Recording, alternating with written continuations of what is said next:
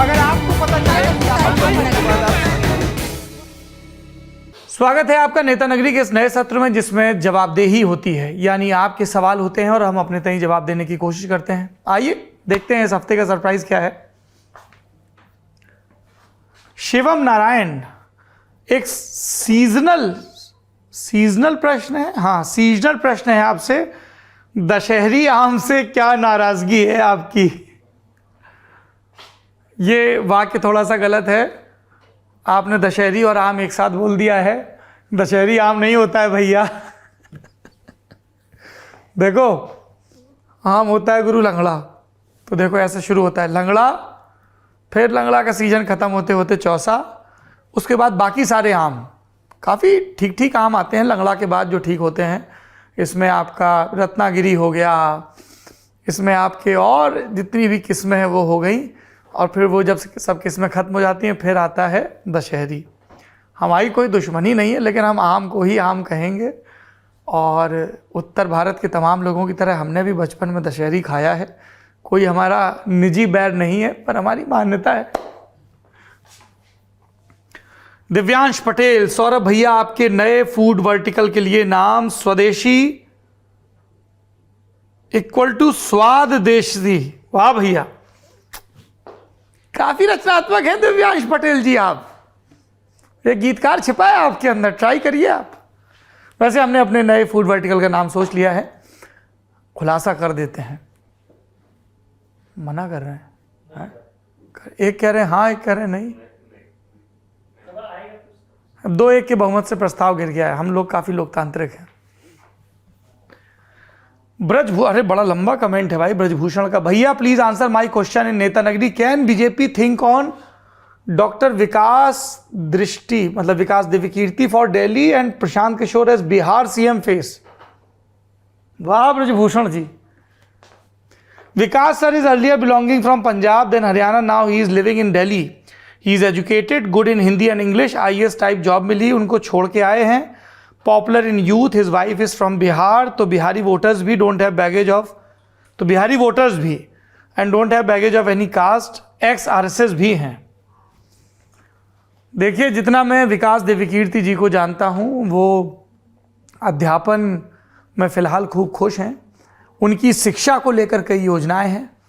बाकी ये बात सही है कि भारतीय जनता पार्टी अरविंद केजरीवाल के मुकाबले एक चेहरा नहीं खोज पाई अभी तक दिल्ली में, और कोई ऐसा मुद्दा भी नहीं जिस पर अभी तक नज़र आए कि जनमत पूरी तरह से आम आदमी पार्टी सुप्रीमो के खिलाफ है। ये हमें पिछले 3 विधानसभा चुनाव में दिखा है। 2013 में जब बीजेपी सत्ता से कुछ दूर रह गई, फिर 2015 और 20 में तो आम आदमी पार्टी को बहुत डिसाइसिव मैंडेट मिला। अब विकास दिव्यकीर्ति की क्या योजनाएं हैं वो बेहतर बता सकते हैं।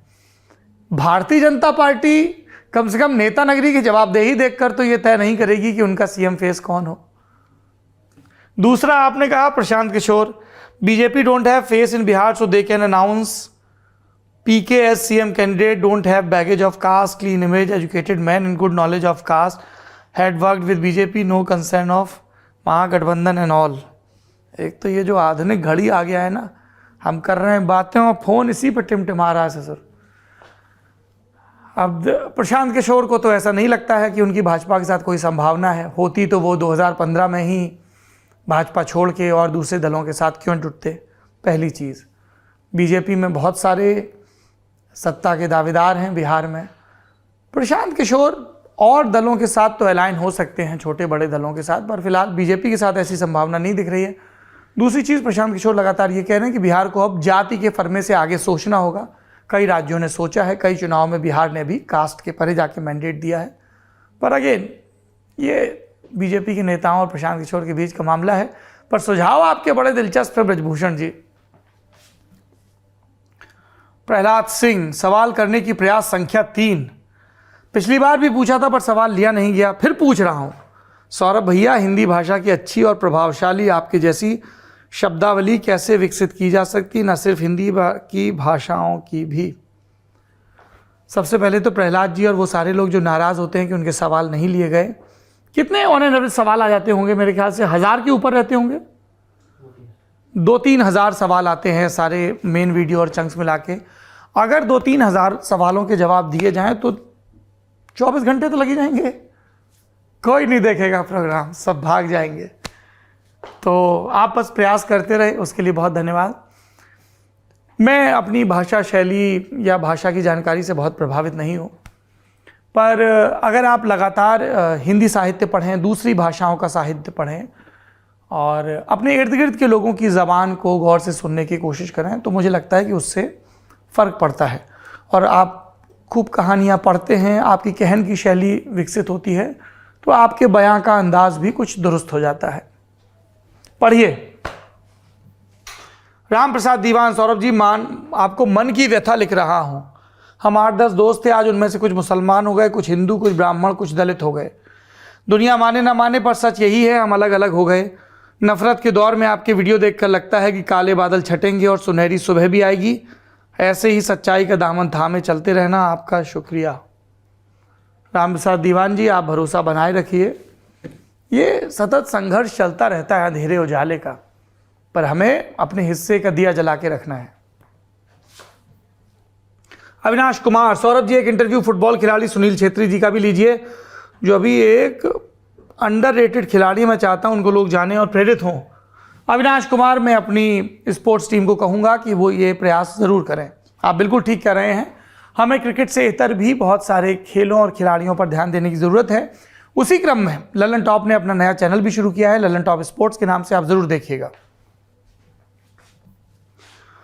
सौरभ भैया जी, एक सवाल है आपसे, जिसकी पार्टी लगभग 20 साल से गवर्नमेंट में और जिसका नेता ही सीएम 17 साल से, फिर भी वो अपने दम पर गवर्नमेंट नहीं आ सकती 17-18 सरकार चलाने के बाद भी।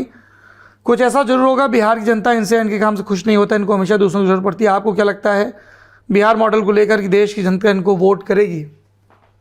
अमृताश पांडे जी, बिल्कुल मैं सहमत हूँ आपसे। नीतीश कुमार के पास ऑल इंडिया प्रोजेक्ट करने के लिए कोई ऐसा बिहार मॉडल नहीं है जिसकी अद्भुत सक्सेस स्टोरी हो। उनके पहले टर्म में थी, इसीलिए तमाम पत्रकारों ने, प्रेक्षकों ने उसके बारे में विस्तार से लिखा था। 2005 से 10 का बिहार बदलाव का बिहार था। सड़कें दुरुस्त होने लगी थी, साइकिल पर सवार होकर लड़कियां विद्यालय जाने लगी थीं और लॉ एंड ऑर्डर बेहतर हो गया था। लेकिन 2010 के बाद से बिहार ने कोई ऐसी रिमार्केबल कामयाबी हासिल नहीं की। पिछले दिनों में एक बड़ा दिलचस्प आर्टिकल पढ़ रहा था, प्रताप भानु मेहता मशहूर पॉलिटिकल साइंटिस्ट है, उनका लिखा हुआ 9 लाइव्स ऑफ नीतीश कुमार।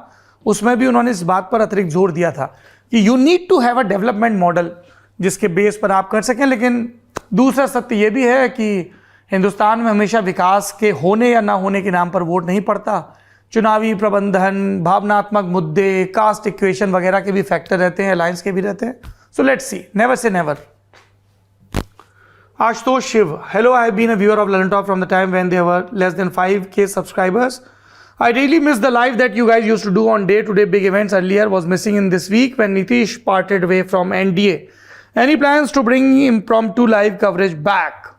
आशुतोष, आपका सुझाव बिल्कुल दुरुस्त है और आज ही मैं अपनी जो न्यूज़ टीम के कर्ता धर्ता हैं सिद्धांत, मोहन और सौरभ, उनको ये बोलूँगा कि जब भी कोई बड़ी घटना आए तो न्यूज़ रूम से ही फौरन लाइव किया जाए।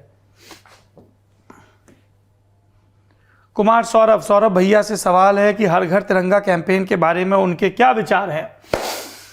हम गुरु खरीद रहे हैं एक बढ़िया तिरंगा, एक नहीं बल्कि 3 खरीद रहे हैं, ठीक है। अपने घर में बालकनी में हम बढ़िया सा तिरंगा, हमारे देश का जो झंडा है उसको लगाएंगे और वो 365 दिन लगा रहेगा। हमारी हमेशा से ये इच्छा थी कि फ्लैग कोड में बदलाव हो ताकि हम लोग तिरंगे को अपने घर में लगा सकें। और जो पहले के नियम थे वो बहुत जटिल थे, तो गृहस्थ जीवन में जब आपके पास बहुत अपरिमित संसाधन ना हो तो आप पहले के फ्लैग कोड को पालन नहीं कर सकते। तो हम तो अपने गाड़ी में, अपने घर में, सब जगह तिरंगा लगाएंगे। ये हमारी पहचान का प्रतीक है। Point number 1। आपने पूछा 3 तिरंगा क्यों? क्योंकि हम अपने घर में लगाएंगे, फिर हमारा जो मायका और ससुराल है वहाँ भी लगाएंगे। तो हमारे 3 घर हैं, ठीक है। एक जहाँ मेरे माता पिता रहते हैं जिन्होंने मुझे जन्म दिया, एक मेरे अर्जित माता पिता जिन्होंने मेरी पत्नी को जन्म दिया, वो भी मेरे माता पिता हैं, और तीसरा मेरा अपना घर जहाँ पर हम और हमारी पत्नी रहते हैं अपने रोजगार के सिलसिले में अपने परिवार के साथ। तो इन तीनों घरों के लिए झंडा आएगा। पॉइंट 1।